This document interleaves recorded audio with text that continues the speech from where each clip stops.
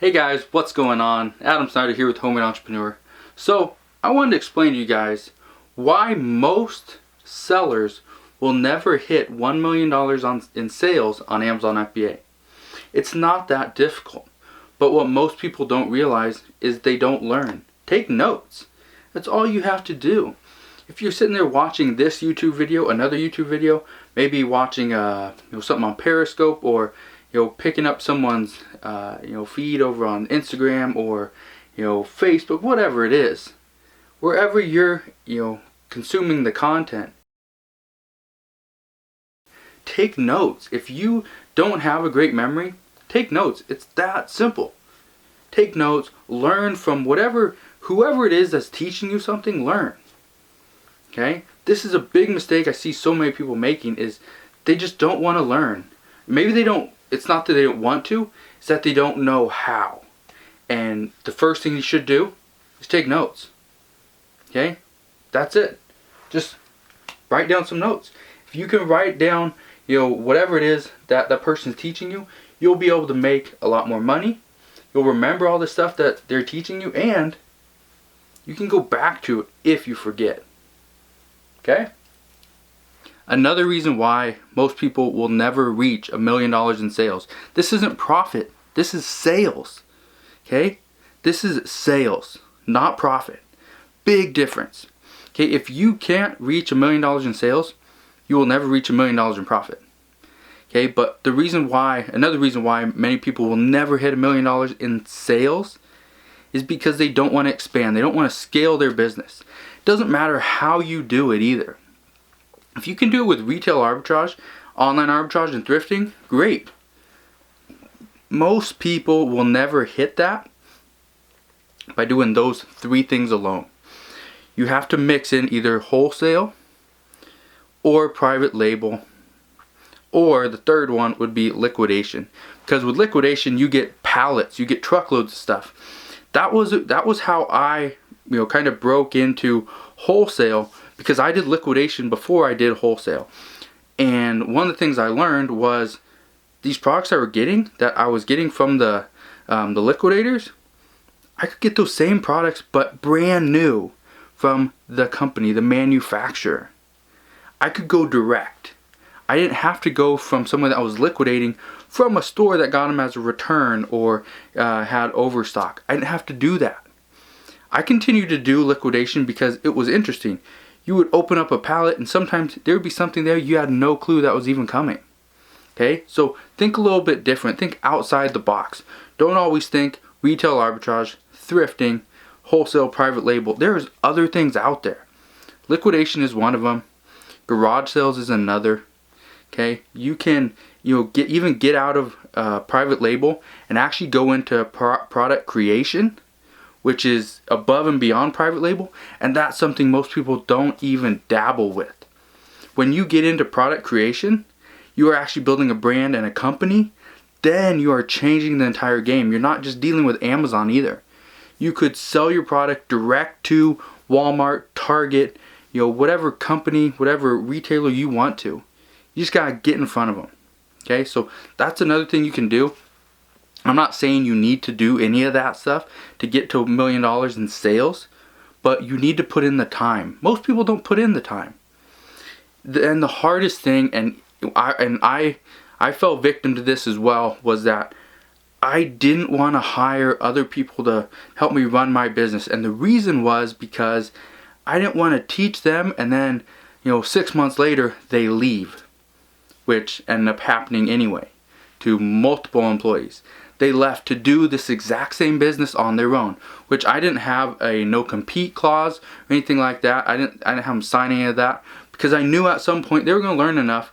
They will go out and try to do this business on their own, which is fine with me. My only thing was you could not take any contacts, any information, any of that stuff. That was the one no compete that I had. You could not take my contacts and use my network of people to build your business. That was the only clause that I had. So I don't regret any of that. The only thing I regret is I didn't start sooner. I didn't hire people sooner, which is, most people don't think that I'd say that, but that's the case. Most people don't realize, if you hire somebody tomorrow, they can help you tomorrow. They can help you pack stuff up. They can help you go find more products. They can help you go source. They can get on the phone and call a wholesaler themselves. You can teach them how to use Jungle Scout, how to find those private label products themselves. If they can do that and use your capital, use your expertise, but use their time, you're gonna scale your business so much faster. And even people that just do wholesale and just make the switch from retail arbitrage to wholesale, they see that, they have a steady line of sales, then they get into wholesale and it just climbs, it just goes up. The reason is because they're getting into another market, they're getting more products, they're getting, it's a quicker sale. They can pretty much guarantee that item's gonna sell within, a specific amount of time. There's ways to do that. I'm not going to go into any of that, but there's ways to judge, how many items are going to sell in a specific amount of time. One of those very easy tools that I use and I recommend all the time is Jungle Scout, the estimator. You can go junglescout.com/estimator. And if I remember, I'll put that in the description box below. But that's a great thing to go use so that you can get an estimate of how many of that specific item, based on that current ranking, will sell per month. Another reason so many people fail is they believe they have to do everything on their own. When I first started doing online arbitrage, I thought the exact same thing. Then I realized all these people at that time, the main person that I really knew that was doing it was Chris Wilkie over at FBA Masters. He was doing them, but he was creating lists, and Sean Mayo was another one. But they were creating a list that you can go buy, and that will show you the items that you can go buy that day, and it will tell you exactly how much money you're gonna make, what the ranking is, what it's gonna sell for, what category, all that stuff. I do that now. I have three list groups. Two of them are for ungated groups, so sporting goods, toys, home and kitchen products, things like that. And I'll put the links in the description box below if I remember. And I have one other one which is for a gated category, which is health and personal care and beauty. That's a new group I just started. So if you're interested in those categories and you're able to sell in those, I do that. It's one list once a week. It's like 5 to 6 products per week, and I send it out between Wednesday and Thursday. It's $20 a month for all 3 of those groups. Each one is $20 a month. So that's another thing you do. Use list groups.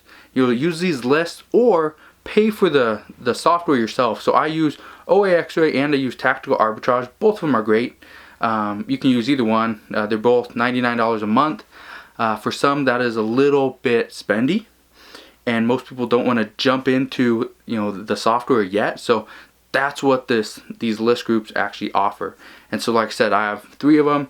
There are other ones out there. Most people sell their lists on Gumroad.com. That's where I sell mine as well. So go check it out. It's a great way to scale your business without actually spending more time. All you gotta do is buy a list. That's it. Okay, so that's another way to scale your business and reach $1 million in sales. Another way. So talked about learning is a big one. Hiring somebody, another big one. Using lists or using the software, that is huge. And number 4, which I think is key, is to rethink and restructure your buying criteria. If your criteria was only, I'm only going to buy within the top 1% of every single category, and if you're not sure what the top 1% is, you can go to, I think it's junglescout.com. I think they say it, and then there's other groups out there that have the list as well. But 1%, you figure out how many total products are in that category, divide that by 100, and that will give you your top 1%. So the top 1%, you should theoretically be able to sell very quickly. So if you're only buying within the top 1%, you could be missing out. I'd recommend going to about 1.5%, 2%, maybe even 3%, because that will still do very well. On top of that, if your minimum profit is $5, no matter what, you will not buy a product unless you make at least $5 minimum. you're missing out there as well, because what if the item is only $5 and you're gonna make $4? All you gotta do is put a label on. 1 label, 2 labels, 3 labels, 4 labels. That takes seconds. Is it not worth $4 to stick a label on a product? My opinion, yes it is. So if your buy cost, or if your minimum profit is only $5 and you will not budge off that buying criteria, I highly recommend that you do, because you're missing out on that stuff as well. Another thing, and I have a guide on this. I'm not trying to sell you on any of my products or groups or any of that stuff, but I just happen to have a guide on this. It is bundling products together. That is how I was able to reach 1 million, okay? Now, I don't attribute all my success to just bundles alone. It was bundles, it was wholesale, liquidation, retail arbitrage, online arbitrage, all that stuff. But I didn't see a big push until I got into wholesale and until I got into bundles. That's where I saw that big push. Remember, like I said, see that steady line, retail arbitrage, online arbitrage, liquidation goes up a little bit, then you get wholesale and bundles, and it just shot up. Okay, so I do a lot of bundles, but I also do wholesale, and then I bundle 2 wholesale products together, and that is where I'm making a lot of money. Okay, so I'm not saying you have to do bundles, you have to do wholesale, you gotta do them both together, but I'm just telling you from my experience, from my past experience, that's where I saw a lot of success. That's what pushed me over that threshold. Okay, so I'm not saying you're gonna have the same success. I'm not saying bundles are easy. I'm not saying wholesale is easy, and definitely private label is not easy. But this business is not easy. The people that think it's easy, jump in, just do a few products here and there, you're gonna make very little money. It may be great money, but it's gonna be very little compared to everybody else. I highly recommend you look towards $1 million as your threshold, as your goal. If you have not hit 1 million yet, look at 1 million as your threshold, because if you can hit 1 million, it won't be long before you hit 2 million, 3 million, 5 million, 10 million. Okay? I have not hit 10 million yet. Honestly, I have not hit 10 million yet. I don't know if I'll hit 10 million this year. I doubt it, because I'm putting a lot of time into so many different businesses, and obviously YouTube and doing some coaching stuff as well. But in the end, what is this business? What's it doing for you? This isn't a tip. This has pretty much nothing to do with reaching $1 million. But what is your goal? What do you want to accomplish with this business? Are you wanting to create a better lifestyle for yourself? Are you wanting to make just a boatload of money and work 50 hours every few days? If that's the case, go for it. But for me, that's not what I want. I want the lifestyle. That's what I like. The reason I do this business is because I love the lifestyle. I love the money, for one, because the money doesn't just give me nice cars, great house, everything I want, bank full of money, any of that stuff. It gives me the ability to spend more money on another business, more money on this business, more money to hire somebody to run my business while I'm going flying a kite with my son, going swimming, going on vacation, just sitting around watching Mickey Mouse or Paw Patrol. That's what I love. That's why I run my business the way I do. So if you're ever thinking, why does he do things that way, or why doesn't he go above and beyond, or why doesn't he do this? That's why. I run my business based on the lifestyle that I want to live, that I want to give my family. So I just want to leave you with that. That was one little piece of advice, tidbit, that had nothing to do with this video, but I think it's very important that you understand where I'm coming from, because if you're trying to learn from me and you're wanting to build a $100 million business, I'm probably not the guy to teach you, because I haven't built the $100 million business yet. I know people that have $100 million businesses, and they are very wealthy. They do a lot of fun stuff, but they also work a whole lot, barely ever see their families, and as a friend, hardly ever see them. Maybe once, twice a year. So just wanted to give you that. If you guys have any questions, let me know. Put it in the comment section below if you like this video. Give it a thumbs up, and if you haven't yet subscribed to my YouTube channel, make sure you click that button, subscribe today, and I'll see you guys on the next video.